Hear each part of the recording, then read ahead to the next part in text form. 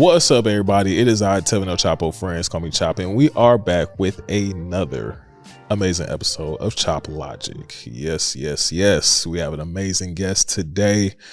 You know, she is an amazing creative director. She's a model. Anything you need in the creative facets, you know, she's 100% facilitated. She's a fellow podcaster as well. Kira, aka Karma. You want me to call you Karma? Can I? In this space is Kira Kalon. Okay, Karma is definitely like my alternative name for. I'm teaching myself how to DJ, so that will be my name for that, and also it's my fairy name. Good. Okay. So as a fairy, I'm Karma. All right. Okay. But it's all synopsis because I'm. Okay.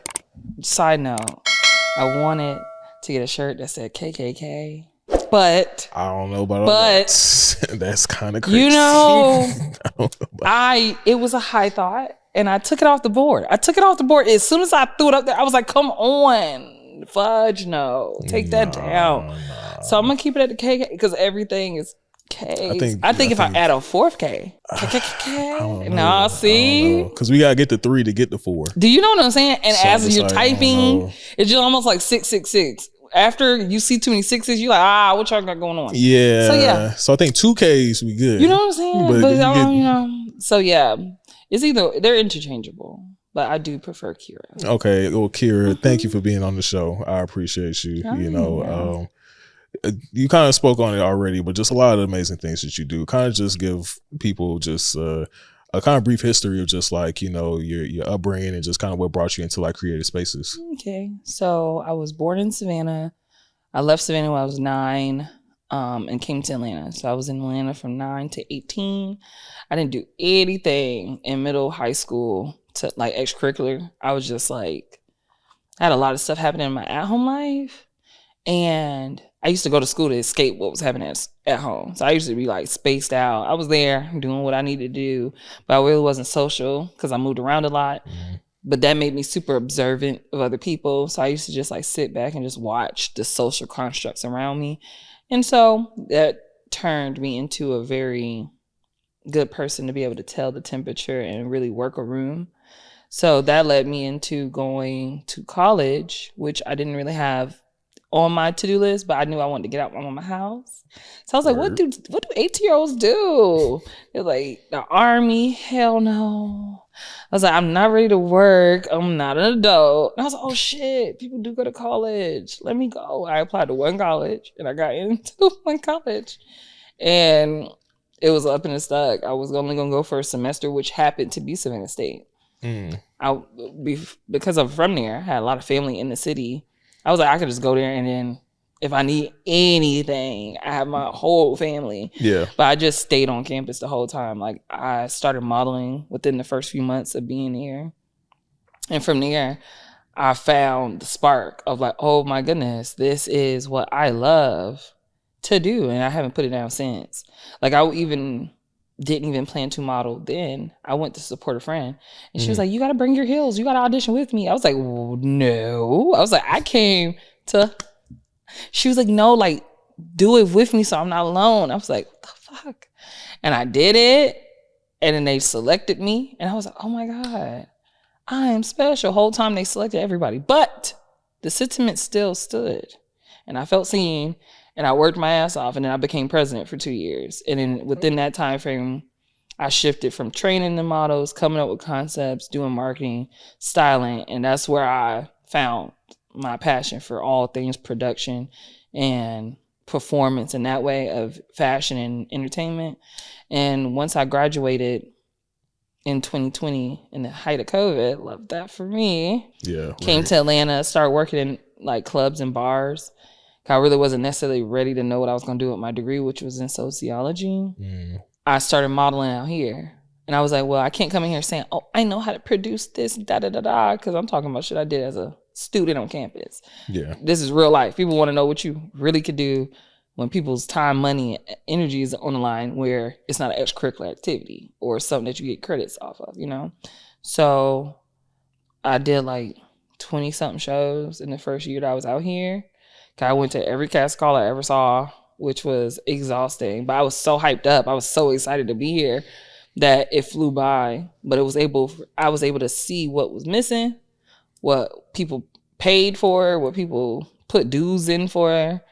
And I was like, wow, this scene is really boring and detached. And it's so many talented people. I was just like, I felt so many different things. So I started complaining. And I was like, what you complaining for? Get in the fucking field. You don't need nobody to stamp you and tell you. Cause I was waiting on that cosign for someone to let me in on what they had going on so I could show my worth. But I was like, it's a lot of people that ain't worth shit. And they making a lot of bank because they said they worth it. So how about you put your money where your mouth is and just, pivot. And that's when I started doing classes. And then that led me into doing fashion shows. Okay. Wow. Yeah. I mean, that's definitely an amazing journey. Mm-hmm. You know what I mean? That's like 10 years. I'm like, geez, Louise. I just realized the other day, I'm like, damn, it's 10 straight years of strictly this. Yeah, I mean, this is like year 13 for me. Mm-hmm. And it's like, I know I'm where I'm supposed to be at. And it's like, I'm working on what is going to be like that one pivotal project or niche lane. Because when you're good at a lot of stuff, you can pick up a lot of stuff and do it. Multi-faceted. But there's certain things that when you combine your skills and put it in one pot, that shit pop off. And now you are soaring. And then you can just pour it back into all the other things you do. Yeah. But it's like, what's that calling? What's the thing I could do all day, every day when I have no energy? I could find energy. I'm looking at it and finding it now. Got you. Yeah. I mean, it takes a lot of time, even for me, again, 13 years into doing video, I can never say I knew I was going to do it for this long. I tell my friends all the time, like every year, I'm ready to quit. Just straight up, you know what I mean? Or at least quit in terms of doing it for other people. Yeah. But I still maintain and continue to keep going. Yeah. And I think that resiliency, for one, is one of the biggest learning lessons. And for two, just giving yourself the flexibility to pivot in any direction. So even if you do stick with one talent, just, having that talent be the forefront doesn't mean it always has to be the forefront. Yeah. Because I feel like what I've seen out here with collaborating and meeting so many talented people, I could see their light dim over time because maybe what they envisioned for whatever they were doing in that time frame, it didn't go the way they planned. So then they got discouraged and then they didn't really pivot. They just kind of stopped, or they just kind of don't have the same gumption anymore versus being like, okay, well, that's not working out. Let me find something else. Let me go back to the drawing board. Let me just keep going because I know I'm talented. So let me just keep using my talents in different ways. And I don't think people teach people that mindset. They teach you that, if you you go hard, you talk your talk, you pitch yourself in all these spaces, you're gonna pop. Yeah. Especially in Atlanta. It feels like people expect so much just to happen because you're here. Or just because you will it to happen. And that's not the case. Most times it's like when you hear all of the people that I am extremely fond of, it took so many years for them to find the version of themselves that is now. Yeah. Like Doechii, for instance, she was doing music and figuring herself out for a very long time. Yeah.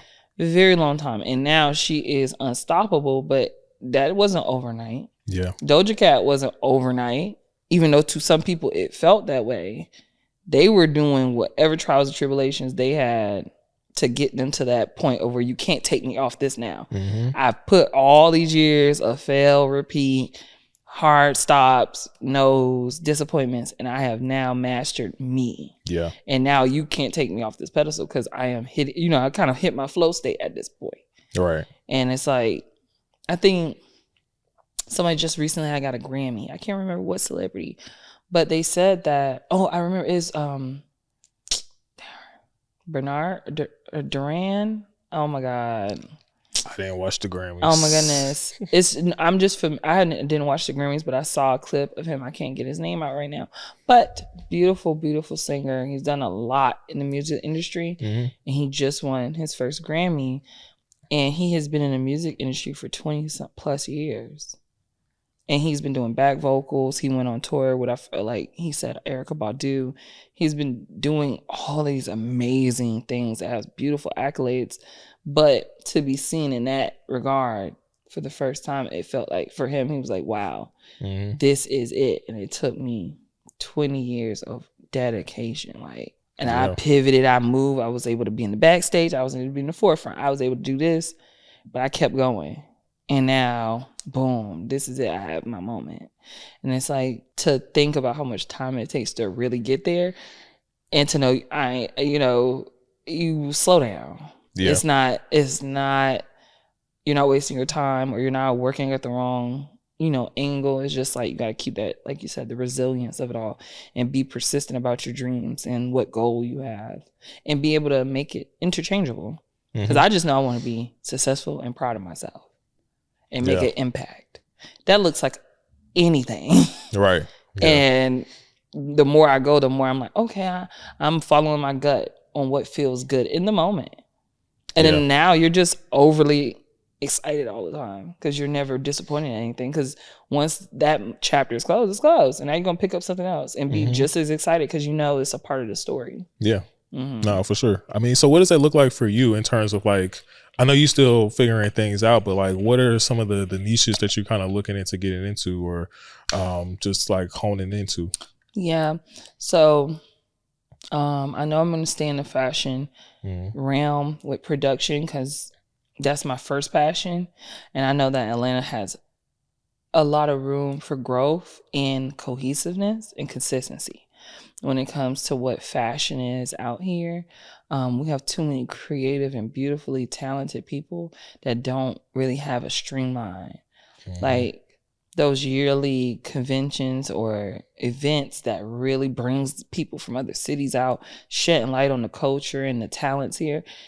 We have some of them, but they don't maybe amplify in the ways that, say, for instance, is it South by Southwest? I'm not sure. Is that a music kind of event? Yeah, it's like a music festival. Right. Out in Texas. It started smaller. Yeah. And now it's bundled down to where people are traveling all across America to be there every year. Right. We don't have many of that. I think the last thing we was having was the car and bike show. It was something around that same time. I can't think of it because I wasn't grown yet to enjoy. But when you knew this city was going to be turned up because the who's who was coming because we were hosting this big thing. Well, we've done things in music and things of that nature, but fashion has never really been a hub for Atlanta. But Atlanta is such this big melting pot of beauty and fashion and people that are stylish as hell and creative. But I've seen that a lot of the people that they're most in tune with their talent and prestigious in their work, they leave. Yeah. Because it's not much to go off of. So one of my biggest things is to stay persistent on helping designers' visions come to life and showing them what structure looks like. And before this, you got to do this and then you can do this, because it's a lot of we just going to do it. I don't care about pre-plan. I don't care about what it means to do a full production. I'm just going to tell you when it is, and I'm going to tell people to come pay me to be a part. But that doesn't really foster space for, long-term, building. So that's one thing. Lately, I've been looking into music and what it would mean for me to help artists develop who they are and why they are. Yeah. Through how they present on social media, how they dress, how they carry themselves in visuals. I feel like that's A&R work. I'm not sure. I've just been recently meeting a lot of people in that space and picking their brains. So I'm still trying to figure out where I could fit in that. But I feel very passionately about the young Black talent that is specifically in this city. One, the designers, but then two, the artists. Every time I see this catchy song or a trend that goes viral on TikTok, as of lately, they all have lived in Atlanta. However, they don't have this big platform or people aren't really pushing them. And everyone's just moving here. And then what? And then they're going to go do a spot at the club at 2 a.m. Or now they doing these random one-off things, grinding, but not really putting themselves in front of people that would appreciate them, you know? Yeah. So it's figuring out what I could bring or necessarily how to package it into the music scene is what I've been doing lately. I have a few friends that do music that I've been, you know, assisting them with their projects here and there. I haven't really just sat and put my hands down on one person yet. And it's just because I need to know what it is I'm bringing to you so that we know what to expect versus it just be too freeform. Yeah. So that's there. And then my biggest other thing is DJing. I am currently teaching myself how to DJ because music is a passion of mine. All the way back for when I was producing about shows on campus, I was just very strict on what you saw and what you heard because I felt like it needed to coincide. Of course, yeah. And being able to produce a soundtrack is what DJing is at a small, like at the smallest core is making a soundtrack to somebody's night. You are taking them on this journey. You are telling a story through the music and the vibes. Some people just be throwing stuff together. You could feel it in the room. You don't feel that up energy, then the down, and then by the time you're leaving, you're like, oh my God, I left it all on the floor. Yeah. But then sometimes you do feel just encapsulated with the energy that the one person on the ones and twos that put you in, and I'm like, that's something about that. I'm like, I could do that all day and all night, depending. I have a lot of DJ friends who say, like, I think for any industry, if you start to do it more for the people and less for yourself, it will become a task and, daunting. So it's like wrapping my mind around how I want to show up in that space as well. Because I don't, anything that I have to offer, I don't want to just be up for sale. I don't want you could just book me and I'm doing any project. I want it to be evenly, beneficial. And I want it, like, everything aligned. Mm-hmm. It's like what I could bring to you is what makes most sense for your project. And what you stand for and what you're projecting out, I can actually help because I believe in XYZ versus you putting the money on the table. Right. And I'm just going to show up for it. Because I'm like, that's probably where the show business and the entertainment business get a little murky because there's a part of people's projects that's just there for a job. It's like, I want to be there for anybody I'm working with because of the vision, because that's what's going to pull the best version of me out. Because I'm going to really want to see it go the full length. I'm not going to stop when the money stops. I'm going to keep, you know what I'm saying? It's going to be more, prominent for me and the person I'm working with. So yeah, those three things: keeping up with the fashion show production, looking into showing up for artists in the music industry, those independent, more budding artists that are just trying to find themselves, and then DJing. Okay, cool. That's dope. I mean, they all like intertwined in a lot of different ways. Yeah. Too. So they all kind of are off the same premises. Yeah. So it's like all the skills I've built through fashion and all of that, just lacing it up into these other spaces that need each other. They all need each other. So yeah. No, yeah, for sure. That's amazing. I think that being multifaceted, you can pick any lane that you want to be in. But if you can find not only one lane but multiple lanes that connect into each other, that's also really pivotal too. Yeah. It keeps things, fresh, variety, and you get to help more of a range of people without overexerting yourself. That's what I'm working on now. Finding balance and working at my day job, which is at a nonprofit, balance in showing up for myself and the people that I admire, like today, and then balance in pouring into my visions, not the visions that other people may have for me, because I've been dealing with that a lot.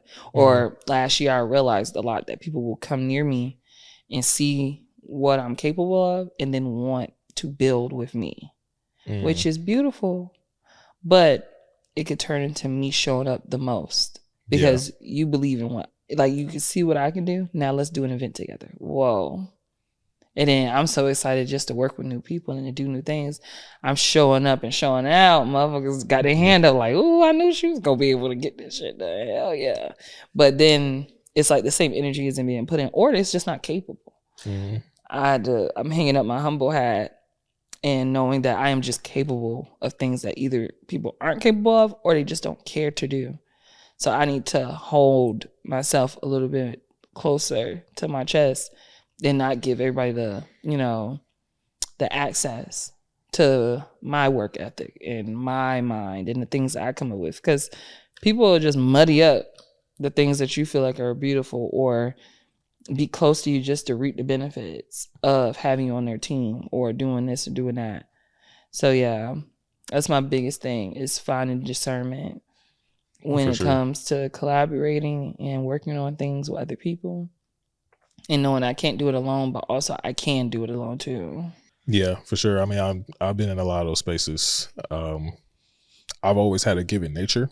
So when kind of the same situations arise of, you know, people seeing your potential and then essentially wanting to capitalize on it in a lot of different ways, it kind of does put you in a tough hold, and you kind of just have to move with that discernment that you said and know your worth and know what your time is worth and just know how much of yourself to give to any certain thing. Yeah. So, you know, I had to learn that in all areas of my life, business, personal, just how much of myself that I can really give into any relationship, whether it be with anybody, you know? Yeah.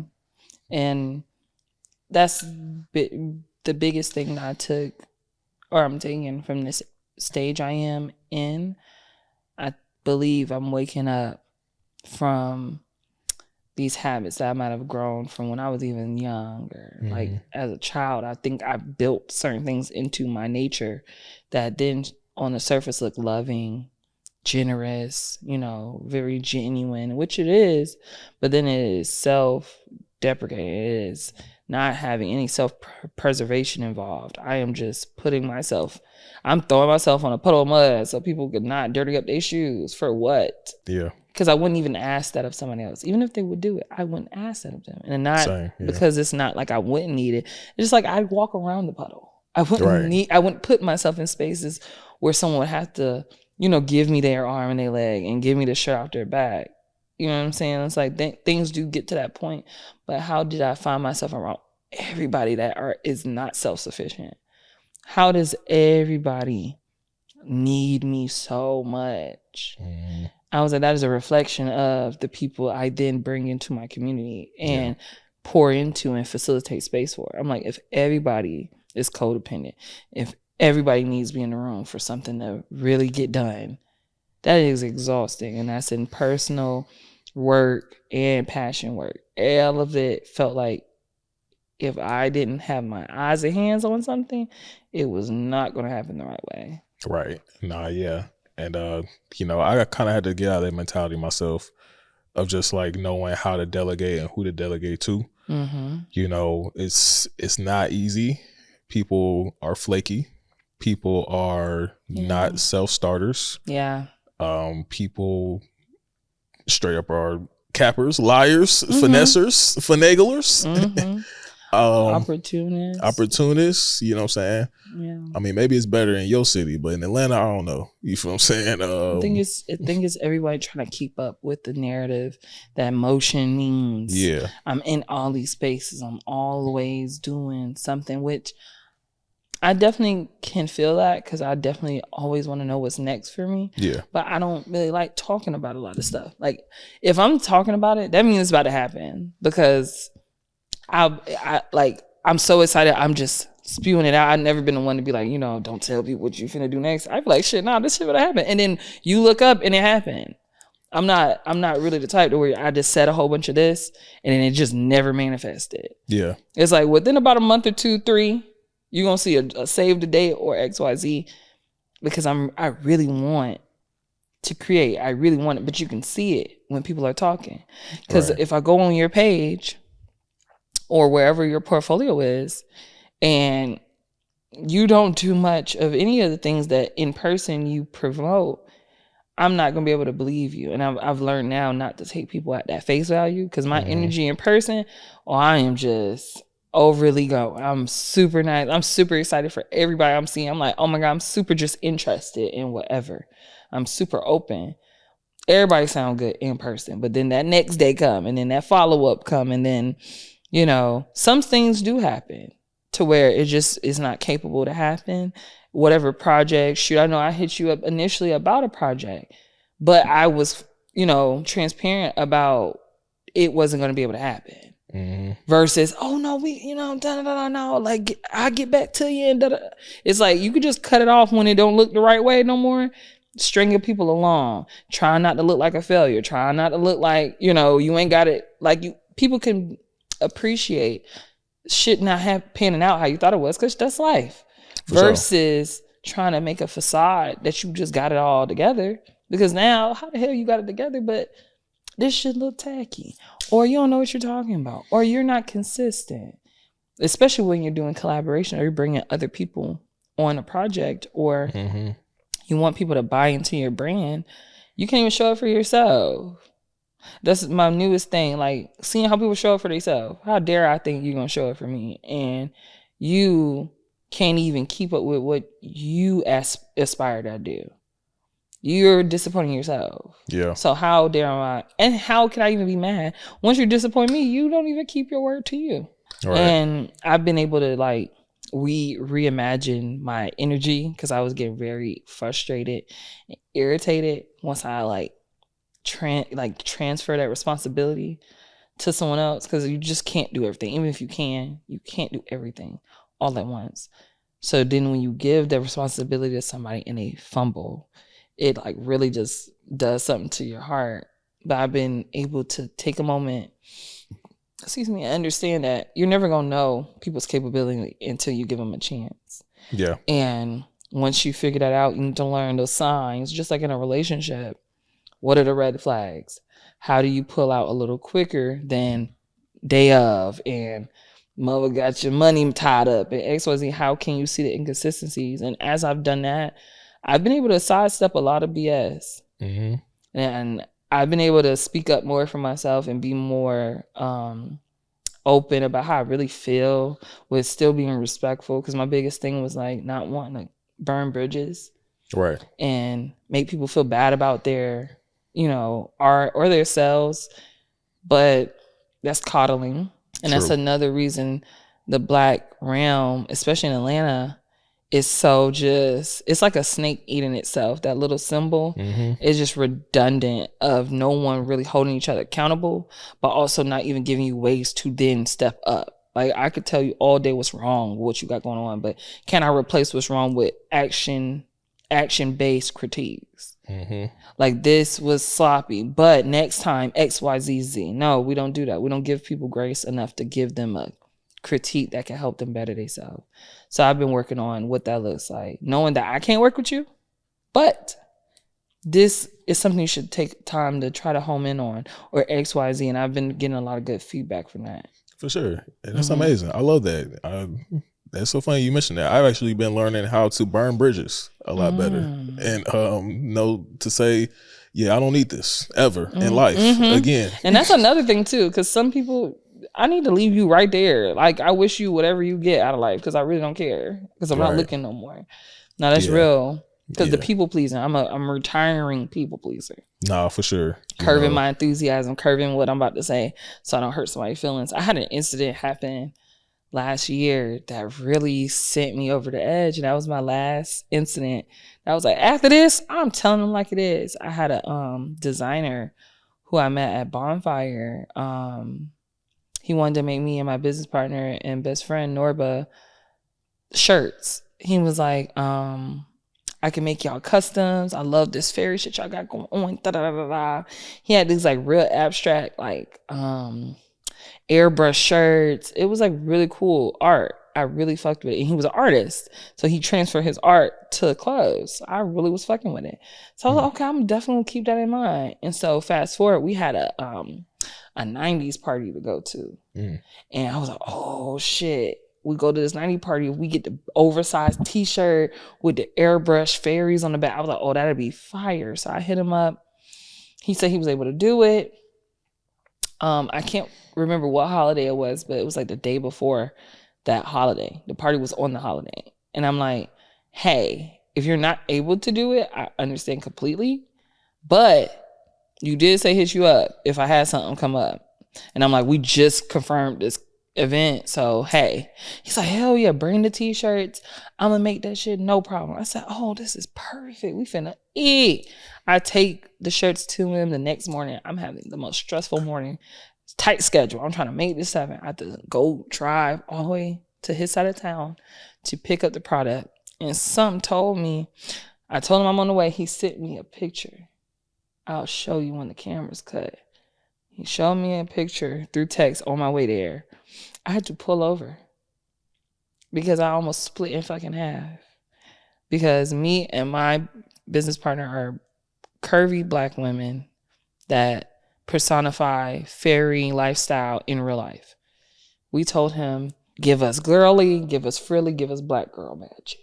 He was like, I'm looking at y'all. I know what to give. Say no more. And I'm trying to give him more detail. Hold on. Was he black? Hold on. Was he black though? He black as hell. He a YN. Like black as hell. But he knew it. Like at that point, he knew us. He's seen us a few times. He's been on our page. He sees how we perpetuate. He sees our style. I'm like, you know us. So I trusted him. And I was going to pay for these shirts, but I pulled over. I sent her the pictures. This nigga had Tinkerbell on Coke on the front of those shirts. I was like, what is this lily white bitch that you have on this shirt? How, as a black woman, did you think I wanted? Because you can't even tell she Tinkerbell. I know she Tinkerbell because you slow as hell, and it's the only fairy you thought of when I didn't ask you to put a fairy. I said you could have just, I wanted you to airbrush her names and, you know, put like little cutesy. I'm like, it don't make, you are creative. You are an artist. How dare you? It looks, it was atrocious. Wow. And I'm going to show y'all. And I definitely had to rewrite the paragraph multiple times. And I told him, I was like, honestly, this is nothing like what I imagined. And this does not fit our aesthetic nor our brand at all. So I will not be coming to pick them up and I will not be paying you for that. I'm so sorry.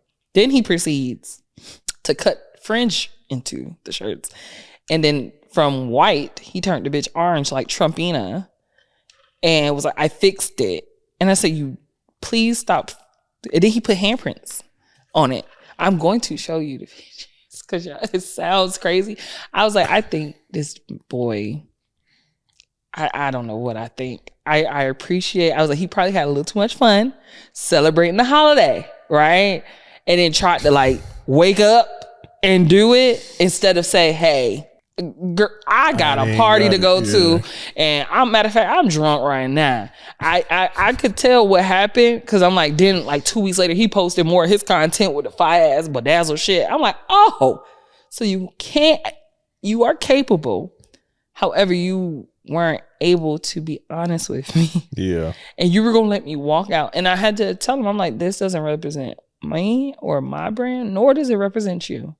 Because I was like, if I walk outside, somebody said, who the fuck made this? And I tell them you did. Be honest with yourself. Looking crazy. This don't look like nothing else you've ever produced. What's going on? And I left it right there. And he was like, I understand. I was like, thank you. Old version of myself, I would have still picked them shits up. I would have still paid for him for his time and effort, knowing good and well that was not adequate, you know? So I feel like from that engagement, we could still be cordial. We could still be cool. Next time I see you, it's still not no problem, even though I had to tell you what it is. Yeah. That was my first time being able to stand up for myself, but that was a very crazy situation for me because I do not play about my outfits or customs, especially. Like if I'm getting a custom, I have your art in mind. I want what I've seen you do. Don't you cut corners and give me the Temu version. He didn't even give me the Temu version. I don't know what version that was. When you see it, you're gonna be in pain laughing. I promise. I'd have to see it. I can't wait. I'm gonna show you. Might be able to put it on screen. But you know what? Because I ain't got his name on it. You know what? I'm gonna say, yeah. Yeah, let's Oh God. Let's go. They gonna be like, no, I'm sending it. I gotta see it. When I see it. Yeah. I mean, yeah, it'd be like that. I mean, I think that you handled it well, for one. For two, knowing your brand is super crucial in moments like that because you know, if you're not fully lined in or locked into what it is that you're looking for, you can be in a situation where you do end up like, oh, okay, I guess I'll take this anyway. And you know, that's, you know, that it just sounds crazy. Yeah. So I think you handled well. I think that I felt liberated. I don't know if you have that, like had a moment like that where you really felt like maybe that breakthrough moment where it's like, oh, this is how you say how you feel, but also keep your integrity and not be disrespectful, but also let somebody know you don't like that and it's not appropriate. And I'm like, oh my goodness, I don't ever do this. I just suffer in silence most times, and I'm like, I'm done with that. That's been entrepreneurship these last 4 years. To be honest, knowing when and how to put your foot down on how you do business, or how, at least for me, how I service people with what I do. Between rates or just how people communicate with me, when people communicate with me, having to let them know, hey, you can't hit me up after midnight asking me to do something. Because what are we talking about? Yeah, that's mad crazy. My phone do not disturb at 12 a.m. I just had a situation where my partner does massages, and someone hit us up on Thursday, and they said, hey, on Saturday we need you for 5 hours. Mind you, they messaged me, not him. However, they have his number. They have him on social media. So I was like, I wonder why the wife is hitting me up. Where the husband at? Because the husband did massages too. And they met a year prior, and their first engagement was like, oh my God, we both do massages. He's like, yeah, I always have events. I'm going to hook you up. I have so much stuff coming up. I'm going to hit you up. Of course. Never hit him up. No big deal. Yeah. Seen him again a few months later, and he was like, no, like, we gotta work. Mind you, it's like, you said that the first time. I'm ready. You have my info. Just hit me up. So for her to hit us up in the middle, like, it was like in the morning, hey, this is what it is. 5 hours, is he available? My partner is like, well, I need more information because I already have to work on Saturday. So if I get straight off of work and go work 5 more hours, I need to know what I'm doing. What do you need from me? So he's like, I'll give you all the details soon. So I end up hitting her up yesterday. I was like, hey, if you really need that, we need the information. She's like, oh, I'll call you back. It's just da da da da da. Didn't hear from her after that. And today, really right before I walked in here, and she texted me more information as if you're going to tell somebody within the same day, within hours of them needing to be somewhere, all of the details for a last minute gig. Yeah. That doesn't make sense. But what our conversation was dwindling down on the fact that sometimes people know you're dependable and they will choose you last as a last resort. But because they know that you'll show up with little to no information off the strength, when somebody else, they know they got to hit them up a month in advance because they don't fucking play that. And it's like, how do you get away from being the motherfucker that hit up 1 second before something happened, thinking you finna drop what you're doing, to the person that they respect enough to know that when they come, they need to come with all the information. When they come in correct. They're respecting, your essence, your business, respecting you as a person. And it's like, it might not even be malicious, but it's just like, what did you show them that makes them see like they don't have to do that with you? Or how did you not stand up for yourself in moments where someone did push your boundary, but you still conceded? So it's like, it's definitely an ongoing theme right now. And a lot of people in my life and myself are finding ways to stand up for your boundaries and letting people know, I don't care if you're paying. I don't care what you're talking about. This is that. Stay in the perimeters. Because there's other businesses you can never hit up at 12 a.m. because they're closed. Sure. But just because I do have a DM or just because you have my personal cell number, that does not mean to do that. You could just wait a few more hours. You could schedule a message. You know what I'm saying? You could set an alarm, but being stern is what helps people stay in, compliance to what makes sense for you. For sure. Yeah, I had that happens all the time for me. In videography especially, it don't really matter who you are. People think that whatever you do is generalized enough, or that you're a starving artist to some degree, that you're always available. So I've had plenty of people, high level people, even just average consumers, just be hitting me up an hour, 2 hours, like, hey, what you doing today at 3? and it's like 130. It's like, going to be in my skin. Yeah. So it's just a lot of stuff like that. And I used to be that person who would show up in those moments, but I learned, for one, to schedule my time a lot better. And for two, just to set that boundary of like, hey, if you want to book, for one, that's not enough time for me to know or be prepared to do anything. Given circumstances, I could have been easily with my family. I could be doing anything under the sun. Literally just, even if you were in your car. Yeah. After just doing something. I had my mind set to go home. I had my mind set to do this. I had time to go check on this. And you think, drop what I'm doing. Come to your aid. Interesting. And the part that makes it crazy, it's never for a lot of money. It's never like, same day, I'm going to give you an extra $200 because I already know this is crazy. Because you know what? I might pull up. You know what I'm saying? It's always like a, hey, we only got this for you. I don't know, again, in this era where a lot of our talents come a dime a dozen. There's so many of us that do the same thing, and it might not be the same quality or whatever. It's like feeling like you can just always replace somebody, or you can just find somebody, and people are just readily accessible. It's a culture thing because there's a lot of unprofessional people in these spaces that then trains consumers unprofessional ways of going about things. You know what I'm saying? And now they like, what am I paying for if I know you might be on this, or I know it might be a slow turnaround, or XYZ. So now people are entitled, people are unprofessional, and it's like, it's up to those of us who have the talents to give out to set those barriers to, a structure, like figure out how to stand up as a united front. Right. So that when we show up, when we say we're going to show up, and then they respect that if this is your price, this is your price. I want to work with you, not I just need a camera. Because you can just rent a camera if you just need a camera. But no, you want my talents, you want my vision, you want my eye. So respect me like you would the person that does your nails, your hair, your retwist, you know what I'm saying? There's certain things you can't skim on. There's things you don't even ask to skimp on.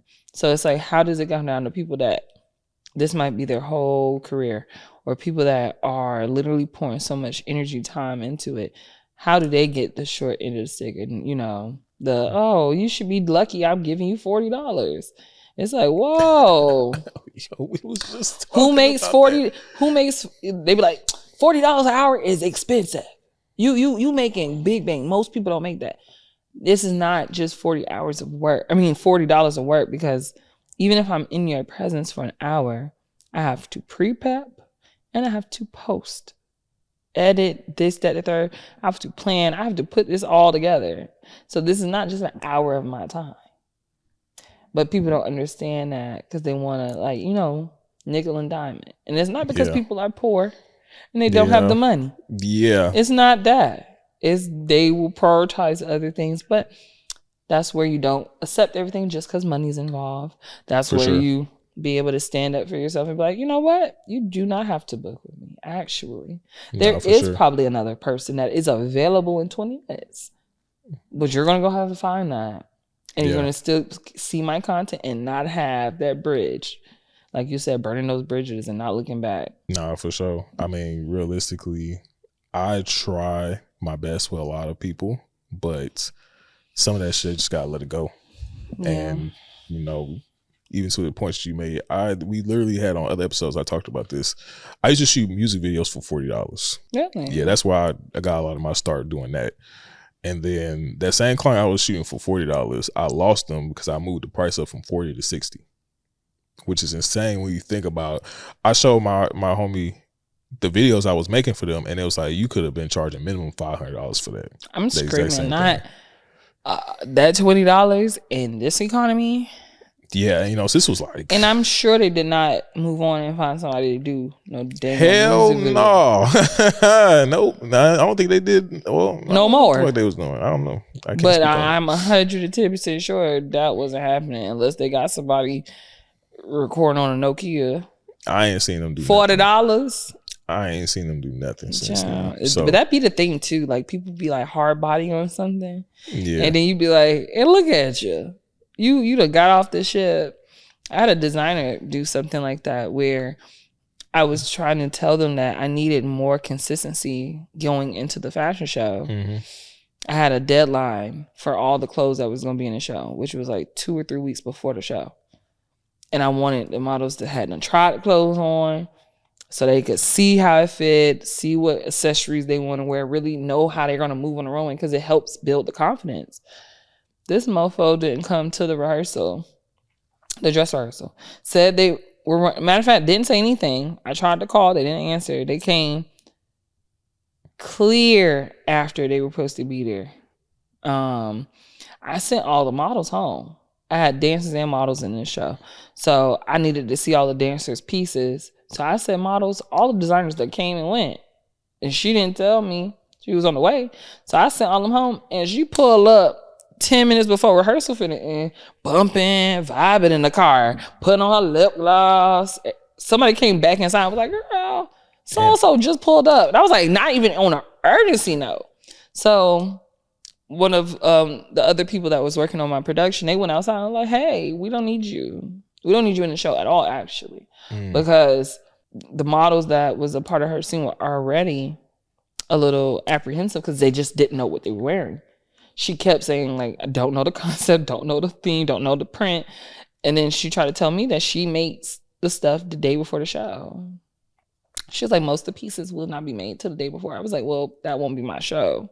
Yeah. Because I know from a model standpoint, they need more reassurance than that to be comfortable, to be excited about showing up for you. And I'm like, the type of production I am holding myself to a standard of is transparency, is fluid. It is helping everyone be on the same page at all times for the, if my effort was put into it, I was making sure it was straightforward. And I was the one little bad apple that was just on it. So boom, she cursed us out a little bit. It wasn't too harsh, but she was very angry. By the time I came out there, her wig was off, but I didn't know that she had one on. Someone told me she took it off. So I can't confirm or deny if she was like really out there, really upset. And she was like, this is disrespectful. You wasted my time. I was like, I wasted your time, but I spent $100 an hour for this rehearsal. I've already paid for 3 hours. Are you going to pay for more? I told these models 2 months ago a schedule that we have stuck to. So what you wanted me to do? And then she was very angry, stormed off, did a few more fashion shows. I ain't see it no more. But I'm like, you could tell when people are just doing stuff because they have, what is it? The access to it versus they have the passion for it. Because if you have the passion for it, you're still going to be a student of something that you have a passion for. You're going to take critiques. You're going to understand when someone has a vision and you'll do what it takes to help it come to light. You're not going to live in your own world but still want to collaborate with someone else's dream or vision. I'm like, you will have no money on the table. Yeah. And you think that you should still be able to do whatever you want in my space. But a lot of these production teams and a lot of these events don't really have a lot of structure. And that's one of my biggest things I want to just inspire and help just shed light on is the structure that we need to then be able to have a foundation to build on. Because I am a firm believer this city should be way more popping. Like, I feel like people should come here and have a ridiculous amount of fun. Be able to see. It's so much stuff that do be happening. There's a lot of fun things to be done. But I don't feel like it's enough consistency and enough community in it all. And I think it's because everybody has egos that are keeping them separate or no real melting pot that they could really go and stew in together that's consistent enough. For sure. And So I'm leading with that mindset of the hive mindset. I'm like, everybody's too individual right now. And I'm like, we are definitely going to be individuals. We are all going to have our own flavor that we're bringing, but it's power in numbers. And if we are all connected genuinely under one goal to keep this city fruitful, to find fresh ways to amplify each other's arts and our talents, I feel like there's just so much power this city could have for the people that look like us. Yeah. Versus the people that's moving in and gaming in on the fact that we all here. Right. We could be really making a splash and a wave. No, yeah, for sure. I've had a running theory that Atlanta shifted after COVID, after the pandemic. I've seen a shift myself firsthand. Just a lot of the communal places, for one, closed down. Just a lot of opportunities to be together kind of shifting once, isolation kind of hit during the pandemic, and people's mindsets kind of shifting away from more communal aspects of things. And then just even like things in terms of like, I would say in the artistic space, a lot of artists passed away, a lot of hip hop artists passed, even the whole situation with Young Thug going with the RICO case and everything like that. A lot of these things shifted a lot of people's mindsets in the city, in my opinion. And it kind of like led to like where we're at today, where there's still good communities, but the communities are not as present as they used to be, for one. And for two, they're just not as powerful as they used to be. Yeah. I think once there's a few streamlined, like, I'm not going to say groups, but just like it starts to bud that people are open, people are creating space for those like-minded individuals, I feel like it will resurge. It just has to stay on. Because I've been a part of a few things that were really beautiful that due to so many things had to stop, whether it's weekly events, monthly events, things that you could just look forward to. And it starts to expand, and it's something within the expansion, it has to stop. And something about that is holding us back from really bringing that powerhouse effect. Because I often think about the fact that we don't really have a who's who right now. Everybody's somebody. But I never watched the show The Impact, but I know it was really popular, and it had like 6 socialites and entrepreneurs from Atlanta. I think they had like Jada Wada on there. They had another person on there. I can't really remember, but these are all people that are like very hot trendsetters, people, if they name on the flyer or if they endorse something, people are in droves, funding. They were all, before their success now, they were all social media popular. They were all like those budding, just like it people that you just want to see where they going. So it's like, how were they able to transcend from just being super popular, talented, and entrepreneur, having that mindset, to then being super famous to the point where right now, even if you don't really know them, you've seen them enough times. And then they make it to this show. It's like, that was like 10 years ago that they really started to bud up. And now there hasn't been another group of socialites or another group of the who's who running the city and making stuff happen for the young or the newcomers of the creative spaces. It's like, it's a gap in between who's leading what. You know what I'm saying? It's like, I think it's so many people leading so many different things that it's not really localized to be super impactful. And I'm like, I got my kind of eyes set on what that could look like and what would it take to bridge things together. I'm like, why don't we have spring flings? Why don't we have big ass shows where artists are flying in to perform for us in Atlanta, not concert style, we're going weekend style. We have all these big ass parks, and other communities have their events. Like House in the Park, that's a beautiful event, that's turned up, but it's never our events, it's never us that could get everybody to fly here, everybody to come here, or people all localizing in one spot, and everybody's just here to have a good time in a network. And it don't seem like it's fluid. It's one-offs. It's a lot of beautiful things, but it's a lot of stuff that transition out. They might go to other cities or things of that nature. It's like, what's going to tether the community to Atlanta? Nah, yeah. Because it feels like something's shifting, and Atlanta's not Atlanting like it used to. Yeah, for sure. When you said Atlanta, it was black. It was black Atlanta. It was hot Atlanta. Mm-hmm. Right now, it's giving, hi, I live in Atlanta. And not Atlanta. Now. You know what I'm saying? It's different now. And I'm like, all we have to do is really just take it back. Yeah. No, yeah. I know gentrification is here. We all know it. And it's in a lot of cities, not just in Atlanta. Right. But also the ones that make the rules, that the written rules, is the ones that have the popularity, the ones that have the eyes on them. We make things cool. We make stuff last the test of time.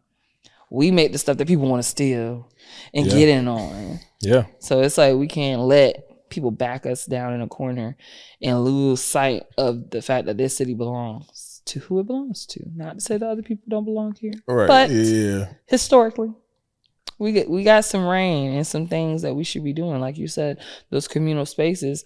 COVID happened and they never opened back up. And then now it's getting rented out. And now we got all these yoga spots and all this other stuff that super cool, very proactive, but also not for us. Yeah, I was about to say I don't go to none of them. So I think it's the West End Mall that's about to get reconstructed. Yep. And they got the floor plan for a big mega shopping center. And I'm like, oh my God, we have nothing for too long. But I think, I see it coming. It's a lot of beautiful people moving here. It's a lot of people beautiful people that are from out here that are looking for that next thing. And that's my big, another thing that I've been noticing. It's a lot of people willing and open. Yeah. It just has to be the right things for the right reasons. So. No, yeah, for sure. For sure. Just to pivot before we get out of here, I wanted to ask, so what is the fairies? Explain that whole concept of fairies to me, to the uninitiated. So me and my best friend Norba came up with Fly, which is Fairy Lifestyle Incorporated. And the whole premise of it came off of us going to a rave. We never had been to a rave. And we were there and we were just looking around like, this is so beautiful. The energy in here, how turned up everybody is. This is crazy. Like the culture in here is fun. And we was like, damn, we don't have nothing like this in the Black community at all. We could never come in here and have the gay boys over there twirling and having fun. The masked guys over there having a lit time, high-fiving each other. Everybody just enjoying themselves. No one's here worried about too much of nothing. I was like, I've never seen this type of space for my people, for real, in my era that I've been in. Yeah. So I'm like, dang, okay. I would love to see that. I was like, I could do this every week, but just make it my people. I was like, I want to do this with my people every weekend, right? So we just sitting there just chatting about that, and then a girl walked by dressed up like a fairy. And I was like, oh my God, I want to be a fairy. I was like, that's cute as fuck. And I had a birthday coming up, and I was trying to think about the theme for my birthday. So I already was like, oh, I want to have a rave for my birthday. And I was like, I want to have a fairy rave. And then me and her, literally for 30 minutes in the corner, just came up with all these grandiose ideas about how the fact that we could just make it a consistent thing, and why not just be fairies. And then we spent that whole night into the morning researching and coming up with like a whole 3-year plan, because we was lit and excited. And so we had our first event on my birthday, which was a rap rave, and it was fairies and fuck boys. It was fun. Okay. And then we had a lingerie party in a loft. That was the Funky Fairy Fling. So it was funk and house music, lingerie party in a loft. It was fun. Then we had the Fur Fairy Frolic, where we had people dress their dogs up like fairies, and we dressed up like fairies and went to Piedmont, walked around. So we've done a whole bunch of cool stuff. We took a little pivot coming into the fall, but we got to pick it back up for spring. Okay. Or not a pivot, but like a little, off season. Mm-hmm. But the whole thing of it is the fact that Black people are magical to begin with. And us putting on wings, putting on cloaks, putting on these personified physical things that show magical sense and magical beings doesn't mean we're cosplaying. It just means that we're embracing what we already have in us. So when people are like, oh, it's a cosplay, I'm like, sure, we're definitely in that realm, but our vision isn't about playing dress up for sure. Like in that way, it's like, no, if you dig deeper into the lore behind these faith-like beings, they all have validity in what we're capable of. And like for us, the fairy lifestyle and the fairy aesthetic is being whimsical, being lighthearted, being the type of person that could bring light to a room and pushing literal positivity around you and helping people have fun and being, you know, flirty and all this type of stuff. It just actually encompasses how we are in general. So it just really felt like we were just stepping into the light of something that we already, you know, carry with us. So we're just helping people that look like us have a little bit more fun and be a little bit more in tune with their imagination and understanding that this stuff is not fake. And if we took more ownership of the powers that we actually have, we'd be further ahead. Instead of saying like we got to grow up and grow out of things. Back when we were children, we were the most imaginative. We were the most creative because life didn't slap the fuck out of us yet and tell us to get real. Yeah. But if you let us be just who we just grew up at, like if we were a child and instead of life hitting us like a wrecking ball and we was able to get cultivated in a bubble of just whatever our little minds came up with and had access to touch what we desire, we have a whole bunch of Einsteins walking around instead of people that had, due to access issues, due to financial problems, due to their parents not believing in them, it got snuffed out young. Yeah. And it's like, well, at this age, we can reclaim our younger selves. We can reclaim the joy we used to have in the whimsy and just being here. Because it's amazing that we're here today. For sure. So it's like really just bringing magic back into our lives when the world has done a really good job at sucking the life out of us. But if you go and hit back in history, it just seems like we've always found ways to find joy and happiness through the hardship. And especially right now with the climate that we're in, it's like, why not dress up like a fucking why not put some glitter on? Why not put your hooves on, your vampire fangs on, and let's tap into a side of ourselves that could be a little less serious, because life is fucking serious, but it's also really beautiful. So it's the duality in things and knowing that we have the capability to be magical beings. Yeah. No, that's dope. I think that's amazing. I don't know if I can consider myself a fairy. I don't know. Maybe. I have a lot of male friends. They're like, I'm not a damn fairy. They are male fairies. However, also they have other magical. It's so many magical creatures outside of wizard and fairies. It's like so many different things that could fall into the line of, you know, something that you identify with, because it's like literally a different entity and creature for all the different skills that we have. Like they're different creatures that know how to cook, different creatures that know how to sew, this, that, and third. So I'm like, genuinely, you go down a rabbit hole, you'll probably find something like, oh my God, that is me. Like honestly, even though fairies have like all these different versions of fairies, I definitely feel like I'm a fairy, but also I have siren energy as well, which is like really like alluring and like dominant in a way. So it's like you could definitely do a research and find things that really feel like it lines up with your characters, and then lean into it and see that it actually does make sense and it actually does unlock more like power in you. Because when you can put your like eyes on something that you resonate with, just similar to our zodiac signs, I feel like once people see the traits that their zodiac sign has, they lean a little into it subconsciously.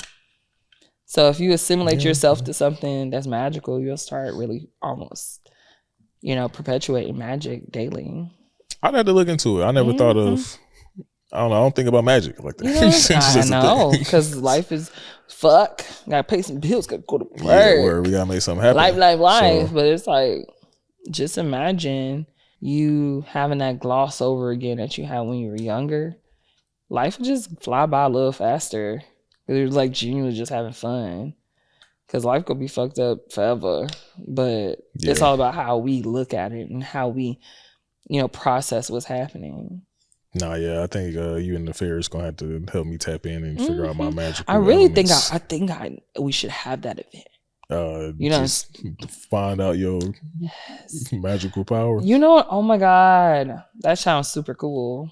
Hey, I just want my 5%. No, for real, you gotta be there. No, because that sounds super cool. Because why not? And then once you leave, you have now uncovered. Yeah, so you know exactly. And you could go and do more research. Man, that sounds cool. Okay, all right. Put that in the pocket, see? Hey, we're going to make something mutually beneficial. Happen, you know? Get around people that get you the thing. For sure. Well, listen, Kira, I appreciate you being on the show. It's been a great conversation. You dropped a lot of great gems, but we not done yet. Boy, we ain't finished. We finna go to break, and then when we come back, we're gonna have trivia. So stay tuned. Come on, trivia. This video is sponsored by Chop House Media Group. Now listen, podcasting is hard, all right? There's a lot of moving parts to a successful podcast, whether it be the shooting side, the post-production side, the audio mixing and mastering. Just having the right strategy and know how to even get this podcast in the right places and getting it into the right positions to get monetized. And that is where Chop House Media Group helps out at.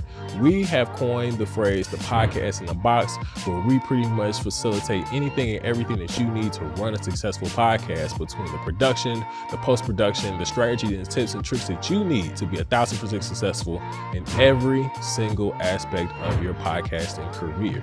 Now, if you are interested in being a part of this and making sure that you get your podcast to the next level, whether you are just now starting out your podcast or you are already in the podcasting field but want to take it to another level, be sure to hit the link below and schedule your free consultation with us to make sure that we get your podcast up and going further than you can ever imagine.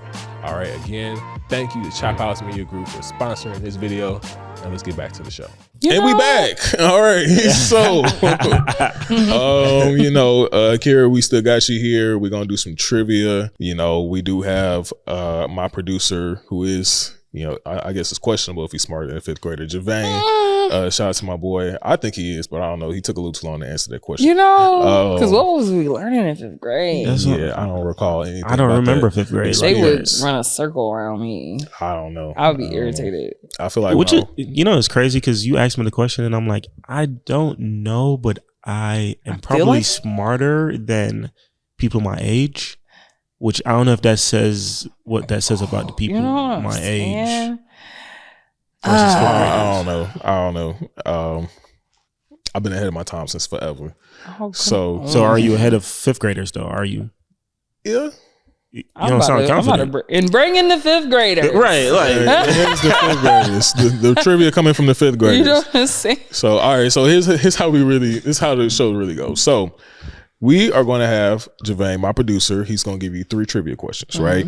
Now, if you get 2 out of 3 correct, you get a cash prize. You get 2 out of 3 incorrect, we get a cash prize to the audience. Now, if you're in the audience and you do end up getting the prize, this is how you get eligible. For 1, you got to subscribe to the YouTube channel. For 2, you got to make sure you like this video. For 3, you got to make sure you comment below your favorite moment from this episode, and you'll be randomly selected for the prize if she gets the questions wrong. Now this has become a new thing of the show where I bring this up. I don't make these questions. I don't have no part of these questions. I hear them when you hear them. So if it's crazy, if it's inaccurate, if it's whatever the case may be. Inaccurate is crazy. Me as hell. I made a trivia off of ChatGPT one time. And they had got some stuff wrong. And then people was blue with me. I said, you caught me. I'm sorry. You got me. Oh my goodness. You know what I'm saying? I was like, sorry. Didn't fact check. I was girl bossing, not so hard. Are we looking at the TV? No, he looking at this camera because this camera is on him. Oh. And this one's on you, by the way. I was about to say, we trivia. No, we're not doing that. We should have just played Kahoot or something. That's what I did. And I almost got... We got to start playing Kahoot. Kahoot is pretty fun. See, we onto something. That's pretty solid, man. But Kahoot is like for groups. It's so funny you mentioned all those things because that's what we be going through here on the show. Yeah. A lot of that. ChatGPT be letting us down sometimes. But also... I've learned you don't take everything they say. You just kind of use it as a tool. Because definitely I was a crunch for time. I was supposed to do a bingo. Funny story. Supposed to do a bingo at my event. I did all this pretty stuff and made a little Halloween bingo card. I made one and printed it 30 times. Yeah. But I had a lap in judgment about the fact that you have to use a generator to swap them around. Yeah. Right. So everybody just got bingo. No. I realized my error about 40 minutes before the event started. So I said, fuck it, we'll make a Kahoot.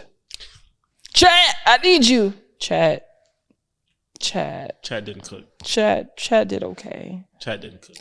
It was serviceable, but Chat didn't cook. I said, wow, Chat, I thought you was smarter than that. It's just as smart as you are. A fifth grader. Hey, listen, I'm out of it. You know what I'm saying? So I'm out of it. But go ahead. Yeah, so let's see what Javane and Chad and fifth graders got today. Cause dun. Yeah, all right, what you got, brother? We're gonna go ahead and start these questions off. These questions really surround modeling and creative direction. All right, let's see what we got. All right, so number 1, I'm gonna read you the question, then give you your answer choices, and then you choose which one you think it is. Okay. So number 1, which styling technique most effectively creates visual elongation in a model's silhouette? A, high contrast horizontal blocking. B, mid-calf hemlines with ankle straps. C, monochromatic layering with vertical emphasis. Or D, heavy textural contrast at the waist. Can you say the things again? They were a little lengthy. Yeah, okay. So A is high contrast horizontal blocking. B, mid-calf hemlines with ankle straps. C, monochromatic layering with vertical emphasis. Or D, heavy textural contrast at the waist. Question one more time. Question. Which styling technique most effectively creates visual elongation in a model's silhouette? Valid. So we're going to go monochrome. Okay, final answer? Yeah. Sure? Cool. All right. That's correct. Come on now. All right. I didn't know nothing about what you just said. So, well, and when I had you read them again, I was looking at it. I was like, no. Yeah. That don't work. See, yeah. That's why she the creative director and stylist and all that. Legend. Yeah, I like how you did that question too. You know what I'm saying? That was fire. We're not going to do it, but I like that. I liked it. Oh, like you're not supposed to do it over? No. It's just no. We gonna talk about it when the mic's okay. True. Okay. Yeah. Cool. Next question. We're not gonna talk about hating and all that. We're not gonna get into all that. It ain't no hating. This is not a running theme in the show that nobody hating on nothing. You know what I'm saying? It's all love. It's all praise. You feel what I'm saying? Let's talk about it after the last question. We don't got to bring up on this one. It's already been brought. So let's go. Yeah. Next question. Next question. All right. Number 2. In fashion production budgeting, which category most frequently exceeds projections? A, model casting fees. B, venue rental. C, backstage labor and last minute alterations. Or D, music licensing. C, that was backstage labor and last minute alterations. Final answer? Yeah. You sure? Yeah. All right. That is actually correct. Because models, you know how many models you're going to book. Music, you know what music. Yeah. And rental space pretty much should be on a contract, so you should be straightforward unless they got hidden fees, and that's weird. But that backstage and them alterations, you cannot, but you can't. You cannot guarantee what's about to go down. Yeah. Because you got to figure that stuff out. That makes sense. Yeah. All right. Cool. All right. Well, I mean, she already won, but we're going to do number 3 anyway. Come on. Let me see if I'm really in my bag. Let's see what's up. All right. Number 3. From a creative direction standpoint, what most differentiates a cohesive fashion campaign from a collection of strong standalone visuals? Say that one more time. Okay, from a creative direction standpoint, what most differentiates a cohesive fashion campaign from a collection of strong standalone visuals? Bet. So your answer choices are A, consistent color grading, B, repetition of one model, C, a unified conceptual through line guiding styling, casting, lighting, and set design, or D, high production value. What's A and B again? A is consistent color grading. B is repetition of one model. Let's go for A. A. Consistent color grading. Final answer? Yeah. So the answer is actually C. And what was C? A unified conceptual through line guiding styling, casting, lighting, and that set makes design. Sense too. Yeah. Because A seems a little too flat, but I should have had you read C over again. Okay, it's all but good though. Vibes. Hey, good thing that was third and not second. Exactly. Hey, listen, we made it through. So we made it through. Good job. I appreciate you again. Yay. That was great. Let the people know before we go where they can find you. Yeah, before he's about to leave. Yeah, he's about to walk out. So before you go, real quick, one more minute. Say peace out. Kira Kalon on all platforms, I believe. KIRAKALON_. Yeah, and pretty much you put that anywhere you can find me. Okay. Yeah. Cool. Well, Kira, thank you again for being on the show. Awesome. This is great. No, this was dope, man. Thank y'all for joining us. This has been another episode of Chop Logic. We'll catch you guys next time. Peace.